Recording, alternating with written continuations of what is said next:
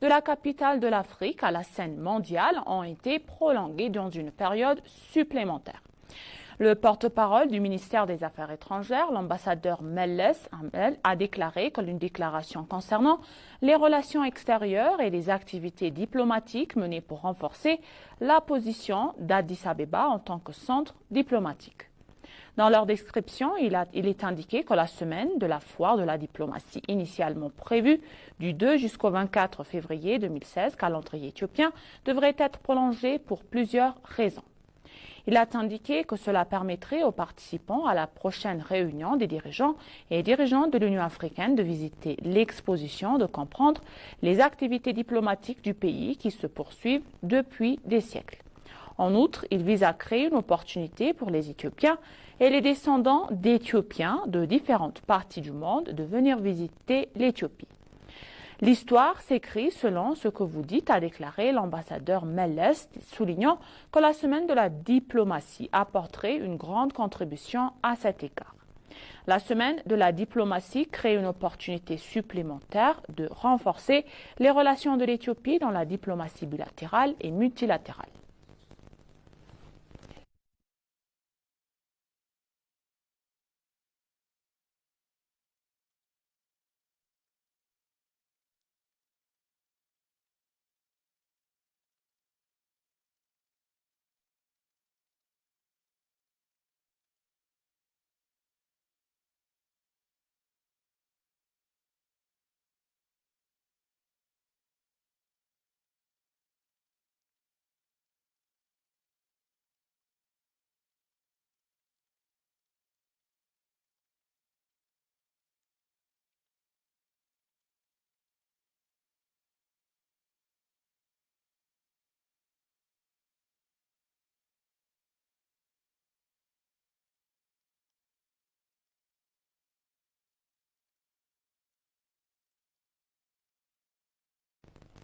Un accord a été conclu pour permettre aux femmes ayant de nouvelles idées d'emploi d'être des bénéficiaires économiques.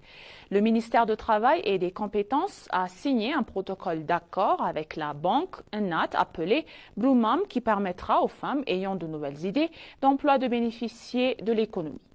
À l'occasion, le ministre d'État des Travail et des Compétences, Ngusut Lahoun, a confirmé que la création d'emplois lancée par le gouvernement se fait en veillant à l'inclure toutes les couches de la société. Il a souligné que la participation des femmes aux opportunités d'emploi créées chaque année en Éthiopie n'est ce que 35%. Afin d'équilibrer cela et d'accroître la participation des femmes à l'économie, le ministère travaille avec détermination en collaboration avec les institutions financières, a-t-il été indiqué. Il a noté qu'un protocole d'accord a été signé avec la Banque Mère pour permettre aux femmes ayant de nouvelles idées d'emploi et de manifester et d'appliquer leurs idées de travail. Il est également noté que les femmes qui présenteront la meilleure préposition de travail au cours et au concours recevront un capital initial pour leur permettre de commencer à travailler. La vice-présidente de la banque NAT, Mme Tigist Abata, a déclaré que la banque soutient le bénéfice des femmes en facilitant une offre financière inclusive. On a appris que l'accord conclu par le ministère avec la banque NAT comprend l'organisation d'un concours pour les idées créatives des femmes brillantes, le soutien à l'emploi local et l'aide aux femmes engagées dans le secteur informel des affaires pour qu'ils puissent entrer dans le système commercial qui est formel.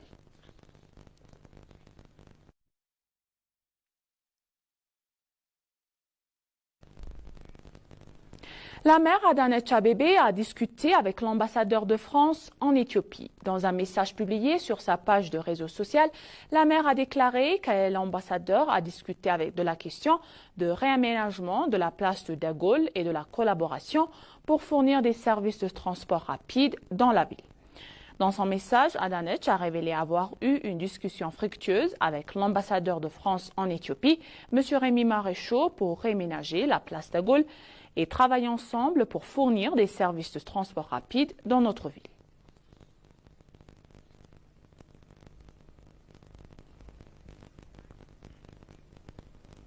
L'Éthiopie et l'Organisation des Nations Unies signent un accord de projet de 28 millions de dollars pour renforcer l'industrie du textile et de l'habillement. L'Éthiopie a signé un accord de projet de 28 millions de dollars avec l'Organisation des Nations Unies pour le développement industriel pour renforcer la croissance de l'industrie au textile et de l'habillement en Éthiopie.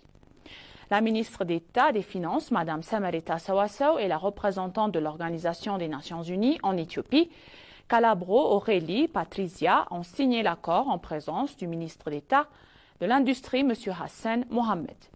Lors d'une cérémonie de signature tenue à Addis Abeba, il a été révélé que le projet serait financé en collaboration avec le Fonds pour l'environnement mondial de la part de l'Organisation des Nations Unies dans le programme qui s'élève à 3 millions de dollars. Le projet sera mis en œuvre par l'Institut éthiopien de développement des industries textiles au cours des 5 prochaines années et se rencontrera sur la promotion d'une économie circulaire dans le secteur du textile et de l'habillement grâce à l'introduction de technologies économes en ressources. En outre, le projet devrait se concentrer sur le recyclage des déchets dans l'industrie afin de minimiser les pertes et maximiser les gains dans le processus de production, ainsi que de renforcer les capacités de réglementation et institutionnelles dans l'industrie du textile et de l'habillement. L'Organisation des Nations Unies a fourni un renforcement des capacités, un soutien technique aux efforts de développement industriel de l'Éthiopie en se concentrant sur les secteurs de la fabrication du textile, du cuir et de l'agroalimentaire. Le programme phare de l'Organisation des Nations Unies en Éthiopie, à savoir le programme de partenariat en matière de capacité, fondé sur un partenariat multipartite pour assurer le développement des capacités institutionnelles, le renforcement des chaînes de valeur, la création de valeur ajoutée et les efforts de transition économique, tout visant à exploiter le potentiel du secteur manufacturier en Éthiopie. La représentante de l'Organisation des Nations Unies en Éthiopie, Calabro Aurélie Patricia, a affirmé que l'engagement de l'Organisation des Nations Unies continuera à soutenir le chemin de l'industrialisation en Éthiopie.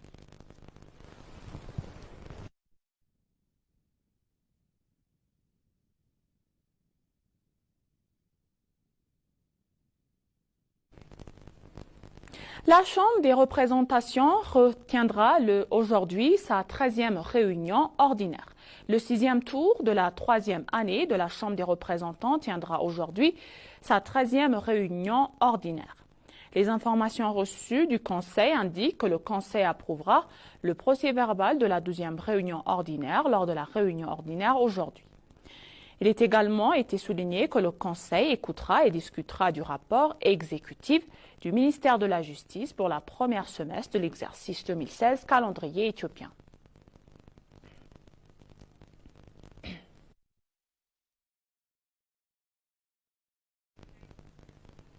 Le docteur Fatih Madi, le vice-président de la Commission permanente des relations étrangères et des affaires de paix de la Chambre des représentants, a déclaré que l'Éthiopie n'était pas un pays que le prix de la paix et de la sécurité en Somalie, mais n'est non plus un pays qui crée des menaces. Abraham Arfin, le professeur de sciences et des politiques à l'université de Samara, a déclaré que la question du port maritime éthiopien n'est pas une source de divergence, mais un développement commun. Dans une récente explication donnée aux membres du comité central du Parti de la Prospérité, ils ont mentionné que la coopération avec les pays voisins est le principe premier de la politique étrangère de l'Éthiopie. Il a déclaré que l'Éthiopie s'entretient des liens de coopération de développement mutuel et de poursuit avec la Somalie, Djibouti, l'Érythrée et d'autres voisins. Le Premier ministre a déclaré que lorsque l'Éthiopie a soulevé la question de l'apport maritime, certains partis ont déclaré qu'elles allaient se battre avec l'Érythrée. Ils ont mentionné qu'ils faisaient écho au programme de guerre lors de la signature du mémorandum d'accord avec le Somaliland. Le vice-président de la Commission permanente des relations étrangères et des affaires de paix de la Chambre des représentants, Fatih Madi, qui s'est entretenu avec l'ESA à ce sujet, a déclaré que l'Éthiopie et la Somalie sont des peuples frères de deux pays liés par les peuples, la culture, langue et l'histoire. Il a mentionné que les relations solides entre les deux pays et les liens entre les peuples continueront à renforcer.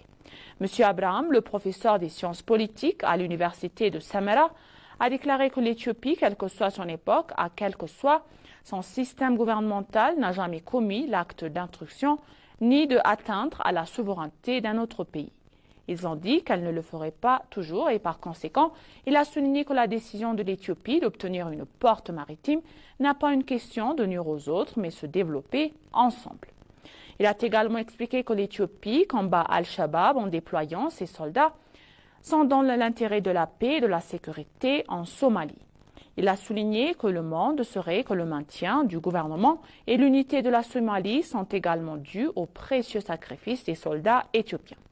Dr Fati a expliqué que le protocole d'accord signé par l'Éthiopie avec le Somaliland ne vise à nuire à personne, mais à se développer ensemble sur le principe du donner et du recevoir. Par conséquent, il a déclaré que le rumeur, selon laquelle l'accord de Sighet constitue une menace pour l'unité de la Somalie, est totalement inapproprié. Il a mentionné que de bonnes relations entre l'Éthiopie et la Somalie sont excellentes et a déclaré que les sacrifices consentis par les soldats éthiopiens pour le bien de l'unité de la Somalie en sont le reflet. Le docteur Fati a souligné que certains partis qui ne veulent pas du parcours de développement et de l'attitude de l'Éthiopie forcent la demande d'une porte maritime équitable et créent la confusion. Par conséquent, il a été ajouté que les pays de la région doivent comprendre que la région doit rester un centre de chaos et de violence.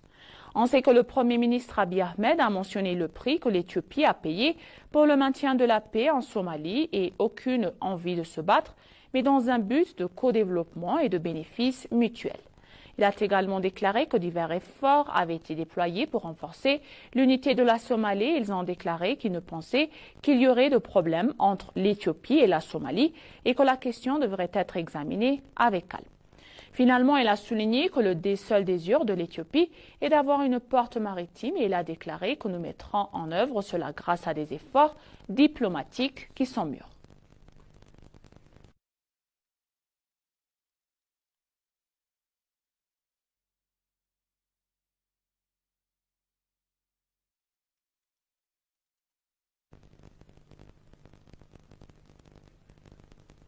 Et maintenant, chers téléspectateurs, je vous rappelle les titres principaux.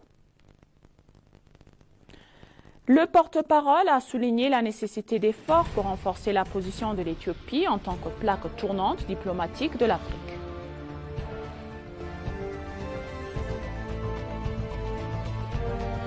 La maire d'Addis Abeba, Adanecha Abebe, a une discussion avec l'ambassadeur de France en Éthiopie, M. Rémi Maréchaux. Merci, chers téléspectateurs. Ainsi s'achève le journal pour aujourd'hui. C'était Maïda Galamou et bonne journée.